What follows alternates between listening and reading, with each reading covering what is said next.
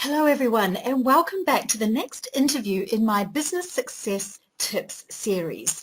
And today it's my great pleasure to introduce you to a new friend of mine, a chap by the name of Martin Brooks, and he's an impactologist. And if you're thinking, what on earth is that?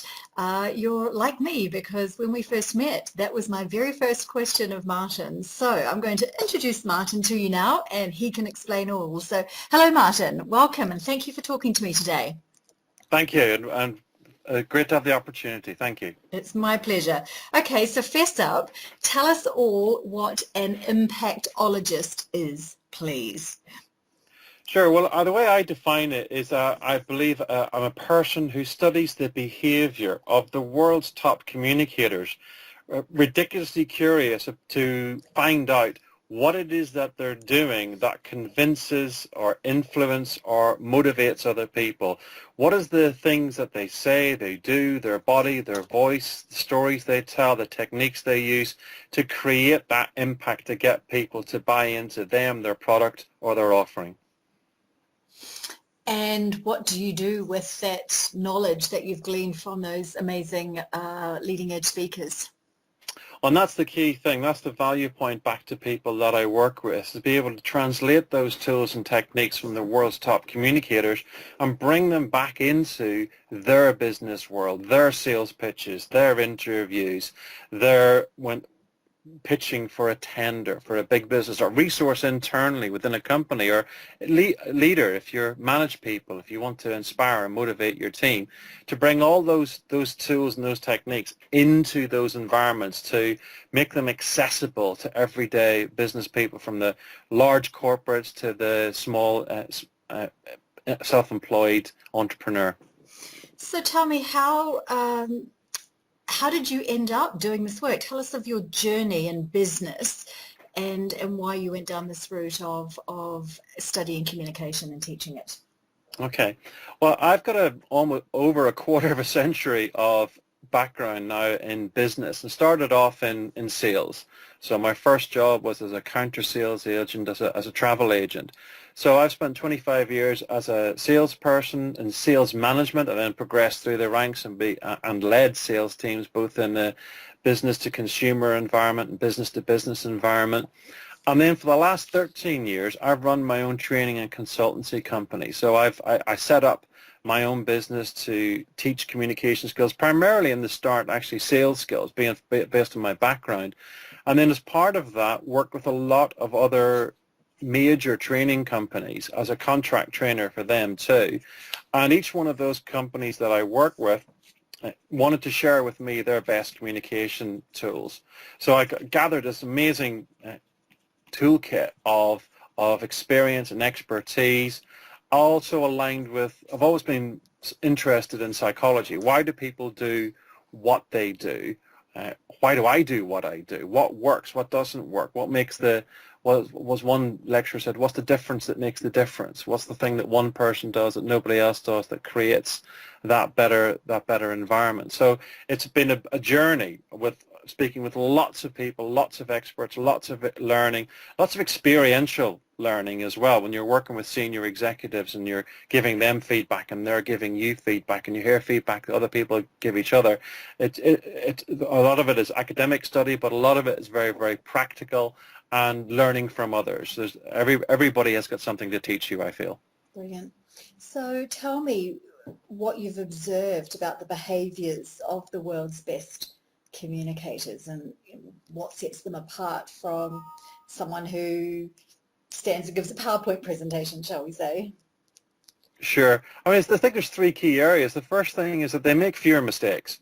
I mean, when we're under pressure, any performance pressure, be it an interview, a sales pitch, or even right now an interview, people do slip up that little bit more than they would do when they're more calm. So they make fewer mistakes. That's the first thing. The second thing is they do all the basics better. So all the basic communication skills. So clarity of speech, clarity of thought, picking your words carefully, having fewer ums and uhs when presenting or speaking. And then, of course, they have access to all the advanced rhetorical techniques. So things like when I studied Barack Obama, way back when he came out of nowhere to win the US presidential election, and just one thing, one little piece where he was talking about the environment. And I could have easily said the environment is an important issue, and how we leave the world for our children or our grandchildren is our generation's responsibility. But he didn't. What he actually said in his speech was, as we speak, cars from Boston to Beijing are melting the ice caps from the Arctic to the Antarctic, causing droughts in farms from Kansas to Kenya. Now within that, there's a whole series of techniques. One is alliteration. So you've got Boston to Beijing, Kansas to Kenya, Arctic to Antarctic. So 3 sets of matching letters. That's also a triple technique. It's known as a triple. So there's 3 examples of something. So really using some of these advanced techniques that you see when you look at politicians, you look at business leaders, or in fact even in advertising is another interesting place where you see these advanced techniques. So it's 3 things. They make fewer mistakes, they do all the basics better, and they access those advanced techniques that only few people use. So tell me more about the work you do and the difference Impactology makes in the lives of the business people that you're working with. Yeah. Well, business is a competitive arena. If you're in a sale scenario, if you're looking to advance your product, your company, your offering, then chances are the buyer is only going to award that contract to one person. So it's very competitive in the business environment these days. So when I was running a sales course a number of years ago, right during the London Olympics, and I was using the Olympics as a reference point. Literally, it was in London. The Olympics were taking place up the road. And the key sponsor for the program came up to me at the break time and he said, I'm really enjoying the course, I think it's going well, but I'm a little concerned about the Olympic references. And I said, well, really, why is that? And he said, well, there's a big difference between business and sport. In business, there's no prize for coming second. You do get a silver medal in sport, but in business, there's nothing. So it's an all or nothing scenario. So it's those, but like sport, sometimes the difference between first and second can be really small. So it's those little things often that I find that are the deciding factor with somebody getting a job, getting the pitch, winning the deal. And that can be things like body language advice, where somebody stands better, gestures better, makes better levels of eye contact. It could be voice. It could be just fewer ers and ums when people are under pressure and answering those techniques. Or it could be that under pressure very often people's voices lose what I call their emotional range, their ability to be able to express emotion, and they shrink. So they sound unconvincing as well. And when I work with people, I'm looking at them based on what they could do and what they are delivering in that moment. Are they falling short of what their true potential is? And able to give them specific feedback about what they need to be able to do differently to be able to create a better impact, give them a better chance of being the people who actually succeed in that scenario and come out in the gold medal position and win the deal. Okay. So many of the people who will be or are listening to this are amateurs. They're not professional speakers. So how can they become more impactful in their communications, be it in their jobs, whether they're employees or if they're self-employed in winning business? Sure. I mean, I think the interesting thing about this is that impact is something that you have the moment anybody else can see you, can hear you, or is in your presence. It's literally, we all know that. We get in a lift with somebody else, and even though there's no word spoken, they're having an impact. So one of the misconceptions is that this is just a presentations thing. It's not. You're impacting all the time, even in one-to-one conversations, group conversations, or in fact, presentations. Now, the interesting thing about people I found is that a very low level of awareness of how they're actually creating their impact, be it positive or negative. So one of the things I always say to people is establish your impact baseline. How do you come across? So whatever your job is, however you need to convince, influence, or motivate people, video yourself doing that. So if you're a salesperson, video yourself doing a sales pitch. If you're an entrepreneur and you're looking for investment, do your speech into your smartphone, record it, and watch it back. What do you like? What do you not like? What puts you off if this person was making a pitch to you? And that then starts to give you some of the the core things that you need to concentrate on. And also remember, notice what you're good at. Notice what works and do that more often. And that is a great way of formulating a baseline of where you are and where you want to be. And then, of course, the obvious answer is hire an impactologist to help you along. But look for those things that you can do differently. Look for the things that would put you off buying from that person. And what do you need to do instead? Look at people in the media, in business, who are around you, part of your team, people that you've worked for, and analyze their behavior. What is it that they're doing differently? What is it that you find that works for them? If you're in a room full of people and everybody starts nodding when somebody says something, what did they do just a moment before everybody started nodding in agreement? What were the tools? What were the techniques? What was it they said? Was it how did they move their body? What were the constructs of what they said? And I think that starts to really give people a baseline, and that gives them a focus in terms of how to move forward and what they need to do differently. So do you have a case study, a client perhaps, either someone in employment or self-employed, where they've really transformed their business or their career on the back of working with you? Yeah, when I was putting together a new website last year, I thought about this, and a colleague of mine said, get a quote from people, because that's really convincing. And because it shows your product working. And immediately came to me the person that I've worked with over the years, and she was a lady that would contact me probably once every 2 or 3 years, and when she really hit key moments in her career, I really thought, wow, I'm stepping up and doing something different. And she had some challenges. It was in the engineering industry, and had some real challenges being a woman in that environment. Being a lot of testosterone flying around, and quite aggressive people, and found that she wasn't getting the airtime that she felt that her skills and her abilities needed.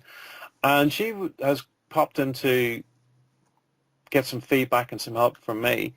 And first thing that I always felt was important was to boost her confidence, to remind her how qualified she was, how experienced she was, and just to kind of boost her confidence and give her some confidence boosting techniques to help her prepare for what was going to happen. Imagine the worst case scenario, the worst thing that person can say, and what are your answers going to be? How are you going to handle it? Rather than, I hope that doesn't happen, prepare for it. Well, if that happens, what can I do about it?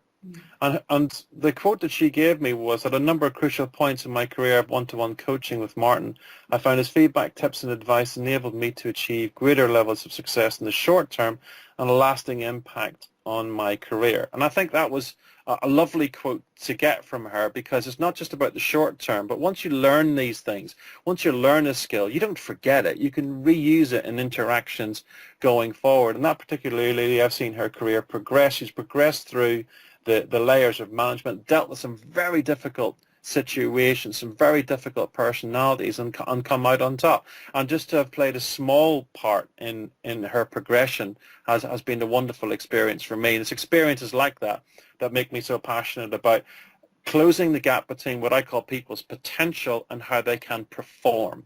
Because if you can't perform to your innate potential, you're never going to get the success you deserve. And I feel that everybody should be rewarded in line with their potential, and it's my job to give them the skills to be able to close that gap and get rewarded in line with their true potential. And with that particular lady, I've certainly played a small part in helping that happen. Brilliant. So that leads nicely into the question I'd like to ask you next, and that's, what are the key mistakes that people are making in their communications, the ones that aren't operating at their potential?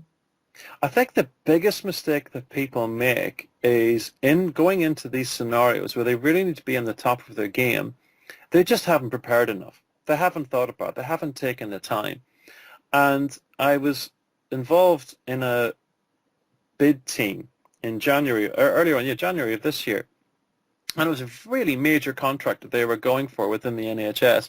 And because of the Christmas break, I didn't get the information that I needed, and the people that I needed to talk to weren't there. But to cut a long story short, just after the Christmas break, I showed up. And I showed up at 12 o'clock, and they said, and the first question I asked the people was, oh, when's the bid? And they said, tomorrow morning. And I'm like, okay. And they said, oh, and by the way, we need to have finalized the slide deck to take it to the printers by 3. And I'm looking at this room full of people thinking, wow, I've got 3 hours and this is the time scale that you've given me. So and they say also, we're busy. I said, well, who's not busy? Everybody's busy. We have to take the time and allocate the time, carve it out to prepare properly, because even the most experienced communicators can shoot from the hip pretty well.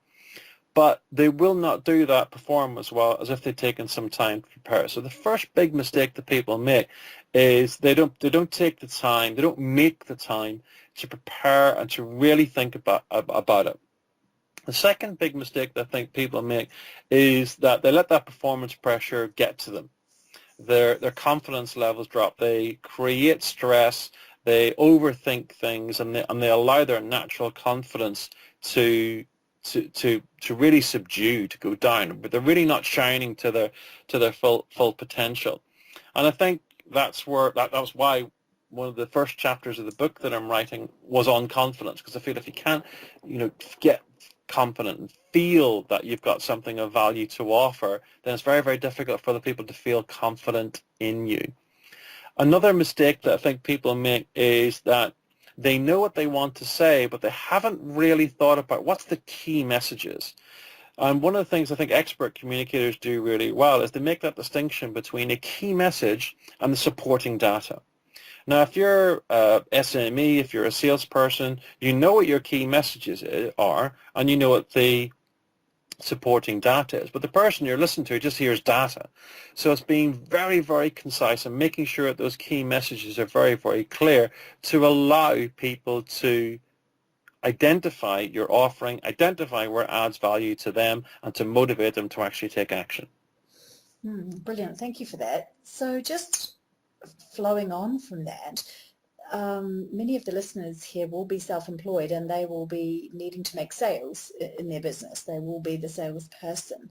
Every entrepreneur needs to make sales. What are you finding to be the common mistakes in the sales arena, the pitching process, the writing of the documents, the pitch, the speaking of the document, or even just going and quoting somebody if you're asked to go and make a quote? What are the typical mistakes that people are making in that situation? I think for me, and certainly having gone to some networking events recently, one of the big mistakes that people make is their attitude about the whole selling buying process. As I said earlier, I've got over a quarter of a century in various sales roles, and the last 13 years of that I've been selling my own business. And I often start off sales interactions or sales coaching or sales courses with the concept that I do not consider myself to be a salesperson. I do, however, consider myself to be a helping people to buy in a motivational fashion person. So the first thing is about attitude. It's not about selling. It's about helping people to buy. What is it that they need? What is it that you've got to offer that can help that individual, that organization achieve their goals? So the first thing is about attitude. Don't try and sell. People hate being sold to, but we all love buying. So don't get in the way of that process. Facilitate buying. Then flowing on from that, the second key thing is a little technique that I'll share with your listeners for free that I call the need, do, get. And when people do get that 30 seconds or so, people say to them at a networking event, so what do you do? What I tend to find people do, they go into all this dialogue about the unique selling points, the number of offices they have worldwide, the number of years they've been formulated, and they talk about all of the aspects of what they offer, none of which really interests the person who's listening to it. What they care about is their world. So I have a technique I call the need, do, get. So the first part of that is, what does that person need? What is their requirement? Now, obviously, if you haven't spoken to somebody too much, you're going to have to make a general guess. So if I'm selling sales training and I bump into a sales director, my need to that sales director would be, well, I'm sure you'd want all of your sales teams to be converting at the highest level possible, wouldn't you? And of course they go, well, yeah. Then the second step is the do. So what do you do? So I say, well, that's interesting because I run sales courses which really focus on the key behaviors to allow people to convert at the highest possible level with specific tools and techniques. So that's the second stage. That's the do. Then the third stage is the get. So what does that person get?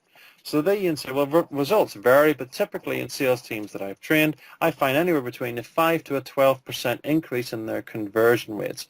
So let me ask you, what would it mean to your sales team's bottom line if they were converting, and let's just take the lower end of that scale, let's just take 5%. If they're converting 5% higher, would that be a typical result that you would get? What difference would that make to your business? So that's what I call the need, do, get. Now, you mentioned proposals. Now, if you're being asked to write a proposal for somebody, you'd know a great deal more detail. You'd know what their needs were. They'd tell you. They'd say, this is our problem. But to make sure that you structure a document or a response or an email back in that way to first of all hit the need. Human beings are inherently selfish. We want to know what's in it for us. So don't talk about your company, don't talk about your product, don't talk about your unique sales points. They don't care. What they do care much more about is their needs. Start with the need, tell them what you do, and then tell them what they're going to get as a result of working with you. Brilliant. Fantastic tips. Thank you for that. What about those of us, me included, who speak from the stage? Now, I go to a lot of conferences and go a bit mental sometimes at the way some of these speakers speak.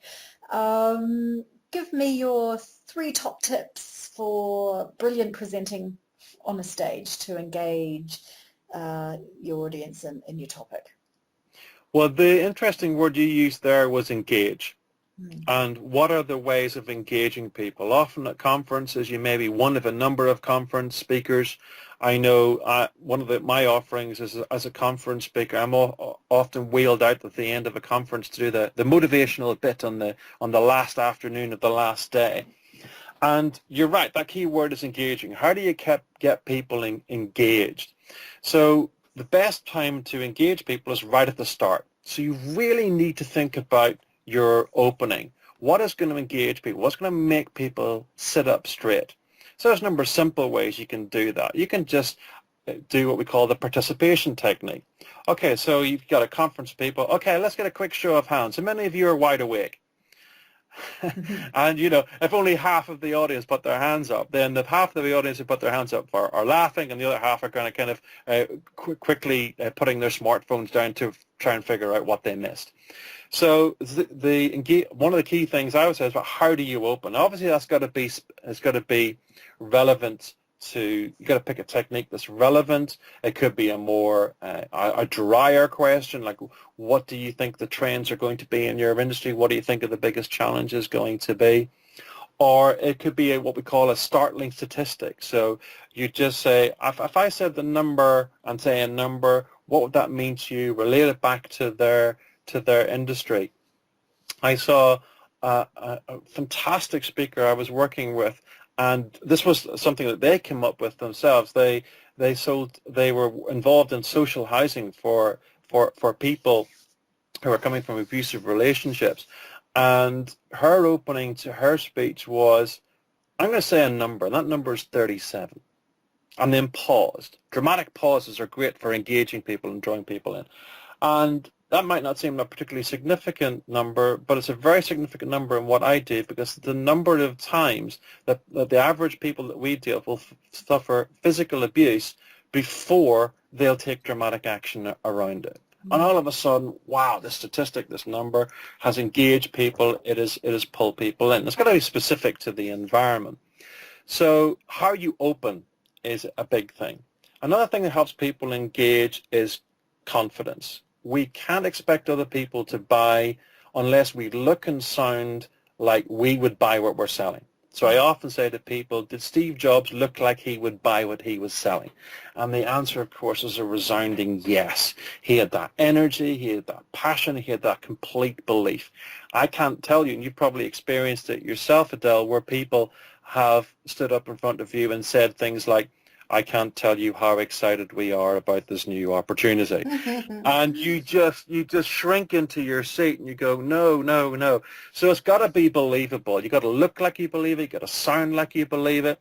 And particularly in my analysis of Steve Jobs, you've got to use what I call big, fat, emotional words. So it's beautiful. It's amazing. It's fantastic. If you can't describe your own offering, your own product, your own message with those big words, if you don't look like you would buy what you are selling, how can you expect anybody else to? So I think in summary, it's that opening, It's confidence, and it's that confidence being evidenced in your energy, your word choice, your body language, the whole package, the whole impact package. And what about your look?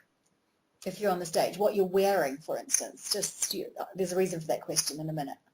Yeah, for sure. I've worked over the years with a number of what people call the sort of image consultants, and that's fascinating in terms of what's expected, and that again can be quite audience specific. So a couple of years ago, I was doing a lot of work for a law firm in Jersey and an online travel firm. Two very different clients, and I remember the first time going to that law firm, walking around and looking at the suits that people were wearing, and my thought was, I need to buy a more expensive suit. It wasn't quite good enough. And then when I went to the online place, the online marketing and retail and travel company, that I was the only person that was wearing a suit in that building the first time I went there. And a rumor had gone around that the HMRC, Her Majesty's Revenue and Customs, were doing an audit because there was a guy walking around in a suit. So again, it's know your audience. It's what are they expecting? What's appropriate to the people that you want to have that impact with? And then the second half of that is your own personal style, your own personal image, your own personal brand. What do you feel really comfortable in? What brings out the best in you? And working with image consultants over the years, I found it fascinating when the first time I had my colors done. So they look at the color of your skin, the whites of your eyes, your build, the whole works, and can give you advice to how you can look your best. And that's going in at a much deeper level. But again, you want every advantage you can. If you're going into a competitive environment, you want every advantage that you can. So it's know your environment. What are they expecting? Feel comfortable in what you're doing, but also get some advice from professionals about how to look your best, how to feel your best. And one thing that a story I shared with people a while ago, I remember as a little boy watching a James Bond movie. And I'm watching him getting dressed, and he put on cufflinks. And I'd never seen cufflinks before. And I remember thinking, and I'd never met anybody who wore cufflinks. And I remember having this thought, one day I'm going to have a job where I wear cufflinks. And all my work shirts, whenever I go to work, are shirts without buttons on the cuff, they got cufflinks. And I put cufflinks on. It just gives me that little James Bond feeling. Yeah. And it just boosts my confidence, make me feel good. And it's those little things, it's that little, creating that little brand, creating that little personal confidence in yourself, but also being appropriate to the environment and the client base that you want to influence. So you would say that you're personally branded then? Yeah, this is an interesting question. What's your personal brand? I think everybody has a personal brand because everybody's unique, everybody is individual, and of course how they express that. And I think I have built a personal brand over the years, becoming more and more comfortable in my skin. I'm 47 now, and I think you get to that stage in your life a little bit later on where you're comfortable with who you are and how you express that. And even though I don't particularly have a conventional look, I think when you carry yourself confidently forward in a way that you feel comfortable with, to create that brand, to create that individuality about yourself as well, to make yourself a little bit more memorable, or to use that word that you said earlier, engaging, then I do believe I have a personal brand. It's the way I express myself, the way I dress, it's the energy with which I put in. And one of the words I find that does come up consistently in feedback I get is engaging and fun. So I think life's too short not to enjoy yourself when you're working. We spend a lot of time working. We may as well have fun while we're doing it. Yep, I'm with you on that one. So I know there's more to you. I know you're very passionate about your work, but also you're very passionate about some things outside of work. So what are your interests outside of this impactology work that you do? Yeah, I think when I was small, I think my big first passion was travel. I grew up in a reasonably small town in Northern Ireland, and the outside world just seemed incredibly fascinating, varied, and dramatic. So I spent 10 woefully underpaid but fantastically fun years in the travel industry, and got to travel to some amazing places, absolutely amazing places. Now that was definitely a passion for me. Now that I'm older, it's different. Your values change. What's important to you is change, and it's family, and being a dad, and being a good dad. And I've got 2 beautiful children. And I've got a crossover, in fact, between my professional interest and my personal interest, because one of my children is severely disabled. My daughter has got a severe form of cerebral palsy, which has her physically extremely disabled. She can't really do anything for herself. And it was very, very challenging for me when she was young to come home from a place like London Business School, where I was teaching communication skills to top flight CEOs, and then come home and not be able to communicate with my child, because even though she was cognitively bright, an inability to express that in a format where I could understand what she was thinking. So I got very frustrated by that, and actually, to cut a long story short, ended up creating an application, an app, whereby the skill that she was able to have, a little bit like Stephen Hawking can manipulate a keyboard with his cheek muscles, my daughter can point with her eyes. So I can hold up a picture in one hand or a picture in another hand, and she can pick what she wants. So a yes, no, do you want this or do you want that? And I looked at the communication systems that were available to support that, and they were very expensive. They were very large, so they weren't portable, and they were impossible to personalize. So I created an application, or an app, called ICOM, that would allow her and other children like her to be able to communicate, and that had was received fantastically well. It was picked up in the media. Had a number of well over 100,000 downloads of the free version, and that's something that I'm quite passionate about as well. Helping disadvantaged people communicate, and being able to do that has been fantastic as well. Brilliant. So just a couple more questions for you. Very briefly, what do you think your best personal achievement in life has been so far? Yeah, this is an interesting one. I think it's got a couple of aspects to it, and I think a skill that's actually talked about a lot in business as well, the skill of resilience. Life will throw you curveballs. Your business, your career will throw you curveballs, and certainly I've had like most people, my fair share of personal and business curveballs. And I often think of a quote I heard the famous boxer Mike Tyson give, and that was everybody has a plan until they get hit. Mm-hmm. And in life you do get hit with things, and I think a skill that I've certainly developed partly through necessity is resilience, and the ability to take those knocks. And I often think of the Friedrich Nietzsche quote, "That which doesn't kill us makes us stronger." Yeah.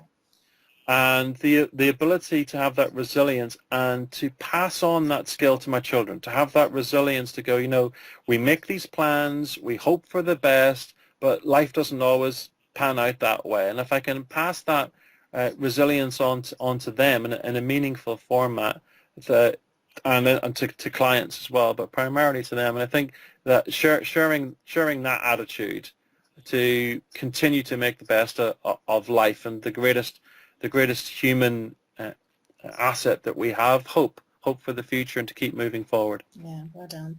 So I'm hoping you're like me. You want to be in your rocking chair age 101, reflecting on life. And when you get there, what do you think will give you greatest reason to smile as you reflect back on the life that's gone before you? I think the greatest thing that anybody can do is bring light into other people's lives, be that in your personal life or your professional life. Bring value and have that value recognized. I think there's nothing that pleases me more than my children saying that they love me. Mm. And if you can pass that on, and similarly in a work environment, you can share things of value. And what I'd like to do at 101 is sit and think about how I've enabled other people to go on and do what they want to do, enabled my children to have as happy as a life as they possibly can, and to sit back and think, yeah, I did well, and we had fun along the way, because it's life's too short not to have fun. Brilliant. Look, Martin, thank you so much for talking to me today. It's been really insightful, really interesting, and really honest in that you've shared much of your personal story with your family. So I really do thank you, and I look forward to doing some more work with you, hopefully very soon in the future. Thank you, Adele. It's my pleasure. You have a great day. I will. You too. Bye. Bye.